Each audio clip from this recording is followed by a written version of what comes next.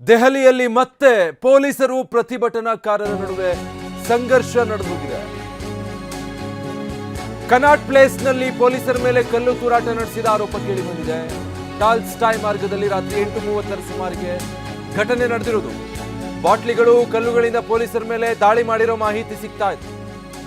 ದೆಹಲಿಯ cannot ಪ್ಲೇಸ್ನ ACP Vivek ಭಗತ್ಗೆ ಗಾಯ ಆಗಿದೆ. ವಿವೇಕ್ ಭಗತ್ರನ್ನ RML ಆಸ್ಪತ್ರೆಗೆ ಅಧಿಕಾರಿಗಳು ಸಾಗಿಸಿದ್ದಾರೆ, ಅಡ್ಮಿಟ್ ಮಾಡಿದ್ದಾರೆ. ಘಟನಾ ಸ್ಥಳದಲ್ಲಿ ಕೆಲ ಕಾಲ ಉದ್ವಿಗ್ನ ವಾತಾವರಣ ನಿರ್ಮಾಣ ಆಗಿದೆ. ಟಾಲ್ಸ್ಟಾಯ್ ಮಾರ್ಗದಲ್ಲಿ ಹಿಂಸಾಚಾರ ಭುಗಿಲೆದ್ದಿದೆ. ಹೀಗೆ ಹಿಂಸಾಚಾರ ಹೆಚ್ಚಾಗ್ತಿದ್ದಾಗ ಇಂಟರ್ನೆಟ್ ಸೇವೆ ಸ್ಥಗಿತಗೊಳಿಸಲಾಗಿದೆ. ಕನಾಟ್ ಪ್ಲೇಸ್ ಟಾಲ್ಸ್ಟಾಯ್ ಪ್ರದೇಶದಲ್ಲಿ ಇಂಟರ್ನೆಟ್ ಬಂದ್ ಮಾಡಲಾಗಿದೆ. ಗಲಾಟೆ ಹೆಚ್ಚಾಗ್ತಿದ್ದ ಹಾಗೆ ಪ್ರತಿಭಟನಾಕಾರರು ಜಮಾವಣೆ ಆಗಿದ್ದಾರೆ. ಕನಾಟ್ ಪ್ಲೇಸ್ ಟಾಲ್ಸ್ಟಾಯ್ ಪ್ರದೇಶದಲ್ಲಿ ಹೆಚ್ಚೆಚ್ಚು ಸಂಖ್ಯೆಯಲ್ಲಿ ಪ್ರತಿಭಟನಾಕಾರರು ಜಮಾವಣೆ ಆಗಿರೋದು ಹಿಂಸಾಚಾರಕ್ಕೆ ಭುಗಿಲೆದ್ದಿದೆ. ಪರಿಸ್ಥಿತಿ ನಿಭಾಯಿಸೋದು ಬಹಳ ಕಷ್ಟ ಆಗಿದೆ. ಹಿಂಸಾಚಾರ ಹೆಚ್ಚಾಗ್ತಿದ್ದ ಹಾಗೆ ಇಂಟರ್ನೆಟ್ ಸೇವೆಯನ್ನು ಸ್ಥಗಿತಗೊಳಿಸಲಾಗಿದೆ. ಸ್ಥಳದಲ್ಲಿ ಕನಾಟ್ ಪ್ಲೇಸ್ ಟಾಲ್ಸ್ಟಾಯ್ ಪ್ರದೇಶದಲ್ಲಿ ಇಂಟರ್ನೆಟ್ ಸೇವೆ ಬಂದ್ ಮಾಡಲಾಗಿದೆ. ದೆಹಲಿಯ ಕನಾಟ್ ಪ್ಲೇಸ್ ಬಳಿ ಪರಿಸ್ಥಿತಿ ಉದ್ವಿಗ್ನ ಆಗಿದೆ. ಸ್ಥಳದಲ್ಲಿ ಪೊಲೀಸರು ಬಂದೋಬಸ್ತ್ ಹೆಚ್ಚಳ ಮಾಡಿಕೊಂಡಿದ್ದಾರೆ. ಹೆಜ್ಜೆ ಹೆಜ್ಜೆಗೂ ಕೂಡ ಪೊಲೀಸರ ಸರ್ಪಗಾವಲು ಕಂಡು ಬರ್ತಾ ಇದೆ. ಇನ್ನು ದೊಡ್ಡ ಸಂಖ್ಯೆಯಲ್ಲಿ ಪ್ರತಿಭಟನಾಕಾರರು ಕೂಡ ಜಮಾಯಿಸಿದ್ದಾರೆ. ಸಾವಿರಾರು ಸಂಖ್ಯೆಯಲ್ಲಿ ಅಲ್ಲಿ ಪ್ರತಿಭಟನಾಕಾರರು ಇದ್ದಾರೆ ಅನ್ನೋದು ಗೊತ್ತಾಗ್ತಾ ಇದೆ. ಹೀಗಾಗಿ ವಿದ್ಯಾರ್ಥಿಗಳ ಪರ ನಿಂತಿದ್ದಾರೆ ಬಾಲಿವುಡ್ ನಟ ಸಲ್ಮಾನ್ ಖಾನ್.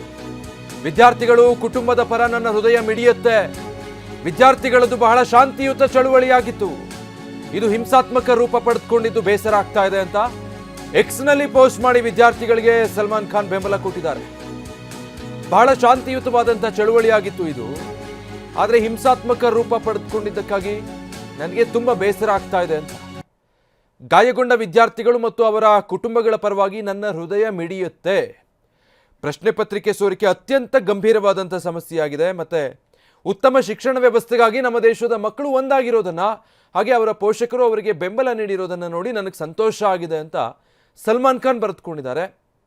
ಸೊ ಮಹೇಶ್, ನಾವು ನೋಡ್ತಾ ಇದ್ದೀವಿ ಸಾಕಷ್ಟು ಜನ ಈ ರೀತಿ ಸಮಾಜದಲ್ಲಿ ಗುರುತಿಸ್ಕೊಂಡವರು, ಬೇರೆ ಬೇರೆ ವರ್ಗಗಳಲ್ಲಿ ಗುರುತಿಸ್ಕೊಂಡಂಥವರು ತಮ್ಮ ಬೆಂಬಲ ಅಭಿಪ್ರಾಯಗಳನ್ನು ವ್ಯಕ್ತಪಡಿಸ್ತಾ ಇದ್ದಾರೆ. ಈಗ ಆ ಸಾಲಿಗೆ ನಟ ಸಲ್ಮಾನ್ ಖಾನ್ ಸೇರ್ಪಡೆ ಆಗಿರೋದು. ವಿದ್ಯಾರ್ಥಿಗಳಿಗೆ ನನ್ನ ಬೆಂಬಲ ಅಂತ.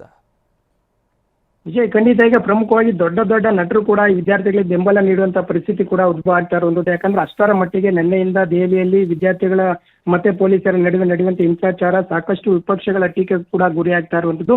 ಪ್ರಶ್ನೆ ಪತ್ರಿಕೆ ಸೋರಿಕೆಯಾದಂತಹ ಸಂದರ್ಭದಲ್ಲಿ ಕಳೆದ 2 ತಿಂಗಳಿಂದ ನಡೆಯುವಂತ ಪ್ರತಿಭಟನೆಗಳು ಕೂಡ ದೇಶವ್ಯಾಪಿ ನೋಡ್ತಾ ಇರಬಹುದು. ಯಾಕಂದ್ರೆ ನೀಟ್ ಅಕ್ರಮ ಅಷ್ಟು ನಡೆದಿದೆ ಅನ್ನೋದು ಕೂಡ ಗೊತ್ತಾಗ್ತಾ ಇದೆ. ಇಷ್ಟೆಲ್ಲ ಆದ್ರೂ ಕೂಡ ಏನು ಸಚಿವ ಧರ್ಮೇಂದ್ರ ಪ್ರಧಾನ್ ಅವರ ರಾಜೀನಾಮೆಯನ್ನ ಕೇಂದ್ರ ಸರ್ಕಾರ ಪಡೆದೇ ಇರುವಂತದ್ದು ಕೂಡ ಈ ಪ್ರತಿಭಟನೆಗೆ ಏನು ಸಾಕ್ಷಿ ಅಂತ ಹೇಳೋದು ಮತ್ತೆ ಪ್ರಮುಖ ಕಾರಣ ಅಂತಾನೆ ಹೇಳ್ಬೋದು. ಯಾಕಂದ್ರೆ ಇದಕ್ಕೂ ಮೊದಲೇನೆ ಧರ್ಮೇಂದ್ರ ಪ್ರಧಾನ್ ಅವರವರು ಏನಾದ್ರು ರಾಜೀನಾಮೆ ಪಡೆದುಕೊಂಡಿದ್ರೆ ಬಹುಶಃ ಈ ಒಂದು ಪ್ರತಿಭಟನೆ ನಡೀತಾ ಇರಲಿಲ್ಲ ಅನ್ನೋ ಒಂದು ಮಾಹಿತಿ ಕೂಡ ಅಂದ್ರೆ ಆರೋಪ ಕೂಡ ಕೇಳ್ಬರ್ತಾ ಇರುವಂತದ್ದು. ಹೀಗಾಗಿ ಈ ಒಂದು ಪ್ರತಿಭಟನೆ ತೀವ್ರ ಸ್ವರೂಪ ಪಡೆದುಕೊಳ್ತಾ ಇದೆ ಅಂತನೂ ಕೂಡ ಹೇಳ್ಬೋದಾಗಿದೆ. ಈಗ ಏನು ಸಲ್ಮಾನ್ ಖಾನ್ ಕೂಡ ವಿದ್ಯಾರ್ಥಿಗಳ ಪರವಾಗಿ ನಿಂತಿರುವಂತದ್ದು. ಈಗ ಸಾಮಾಜಿಕ ಹೋರಾಟಗಾರರಾಗಿರ್ಬೋದು, ಪ್ರಮುಖ ನಟರು ಕೂಡ ಇದುವರೆಗೂ ನಿನ್ನೆಯಿಂದ ಕೂಡ ಒಂದಷ್ಟು ಜನರು ಕೂಡ ಏನೋ ಒಂದು ಪ್ರತಿಭಟನೆಯಲ್ಲಿ ಭಾಗಿಯಾಗಿ ತಮ್ಮ ಬೆಂಬಲವನ್ನ ಸೂಚಿಸಿರುವಂತದ್ದು. ಈಗ ಸಲ್ಮಾನ್ ಖಾನ್ ಕೂಡ ಈಗ ಪ್ರತಿಭಟನೆಗೆ ಮತ್ತೆ ಈ ಒಂದು ವಿದ್ಯಾರ್ಥಿಗಳಿಗೆ ಸಾಥ್ ನೀಡಿರುವಂತದ್ದು ಕೂಡ ಹೆಮ್ಮೆಯ ವಿಚಾರ ಅನ್ನೋದು ಕೂಡ ಗೊತ್ತಾಗ್ತದೆ. ಯಾಕಂದ್ರೆ ಅಷ್ಟರ ಮಟ್ಟಿಗೆ ಏನು ಈಗ ನೀಟ್ ಪ್ರಶ್ನೆ ಪತ್ರಿಕೆ ವ್ಯಾಪಕವಾಗಿ ಹರಡಿತ್ತು ಅಂತ ಹೇಳ್ಬೋದು. ಅದರ ಅಕ್ರಮ ನಡೆದಿದ್ರು ಕೂಡ ಯಾವುದೇ ರೀತಿ ಕೇಂದ್ರ ಸರ್ಕಾರ ಕ್ರಮ ತೆಗೆದುಕೊಂಡಿಲ್ಲ ಆರೋಪ ಕೂಡ ಕೇಳಿ ಬಂದಿತ್ತು. ಇದಲ್ಲದೆ ವಿದ್ಯಾರ್ಥಿಗಳ ಸಾವಿಗೆ ಕಾರಣ ಯಾರು? ಈಗಾಗಲೇ 6ರಿಂದ 7 ಜನ ವಿದ್ಯಾರ್ಥಿಗಳು ಆತ್ಮಹತ್ಯೆ ಮಾಡ್ಕೊಂಡಿದ್ರು ಕಳೆದ 1 ತಿಂಗಳಿಂದ. ಹೀಗಾಗಿ ಅವರ ಒಂದು ಸಾವಿಗೆ ಯಾರು ಕಾರಣ ಅನ್ನೋದು ಕೂಡ ಕೇಂದ್ರ ಸರ್ಕಾರ ಸ್ಪಷ್ಟನೆ ನೀಡಬೇಕಾಗಿತ್ತು ಅನ್ನೋದು ಕೂಡ ಈ ಒಂದು ಆರೋಪ ಕೇಳಿ ಬರ್ತಾ ಇದೆ. ಹೀಗಾಗಿ ಈ ಒಂದು ಸಿಜೆಪಿ ನೇತೃತ್ವದ ಒಂದು ಪ್ರತಿಭಟನೆ ಮತ್ತಷ್ಟು ಮುಂದುವರೆದಿದೆ ಅಂತ ಹೇಳ್ಬೋದು. ಪೊಲೀಸರು ಮತ್ತೆ ಪ್ರತಿಭಟನಾಕಾರರ ಮಧ್ಯೆ ತೀವ್ರ ವಾಗ್ದಾಳಿ ನಡೆಸಿ ಈಗ ಆ ಪರಿಸ್ಥಿತಿ ನಿಯಂತ್ರಣ ತೊರೆದು ಕೂಡ ಅರಸಾಹಸ ಪಡುವಂತ ಪರಿಸ್ಥಿತಿ ಎದುರಾಗಿದೆ ಅಂತ ಹೇಳ್ಬೋದು. Vijay, thank you Mahesh. ವಿದ್ಯಾರ್ಥಿಗಳ ಪ್ರತಿಭಟನೆ ರಾಜಕೀಯಗೊಳಿಸಲಾಗ್ತಾ ಇದೆ ಅಂತ ದೆಹಲಿಯಲ್ಲಿ ಕೇಂದ್ರ ಸಚಿವ JP ನಡ್ಡಾ ಹೇಳಿದ್ದಾರೆ.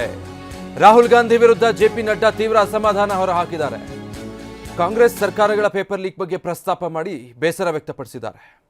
गांधी से कि आप सिलेक्टिव क्यों हैं? Why are you so selective? आपने यूपीए की और यूपीए के सपोर्टेड सरकारों को, जिसे हम इंडी गठबंधन कहते हैं, इंडी अलायंस कहते हैं, उनकी गवर्नमेंट्स के बारे में आपने क्यों नहीं चर्चा की? क्यों आपने अपने आप को उससे अलग रखा? ये स्पष्ट बताता है कि आपका उद्देश्य छात्रों का हित नहीं है। आपका उद्देश्य एजुकेशन में बढ़ोतरी हो, एजुकेशन की क्वालिटी में बढ़ोतरी हो, स्टूडेंट्स को जस्टिस मिले, इसमें आपका इंटरेस्ट नहीं है। आप स्टूडेंट्स के विषयों को, डिमांड्स को लेकर के आप पॉलिटिकल माइलेज लेना चाहते हैं, राजनीतिक रोटियां सेकना चाहते हैं, जो कि दुर्भाग्यपूर्ण है। लेकिन मैं इस मोड़ पर एक बात जरूर कहना चाहूंगा कि यह समय ये नहीं है कि हमारी सरकारें, आपकी सरकारें, तुम्हारी सरकारें, इस तरीके से हम इन चीजों को विभाजित करें। एक प्रस्तुतिकरण दिया और उस प्रस्तुतिकरण में उन्होंने लगभग 150 पीपल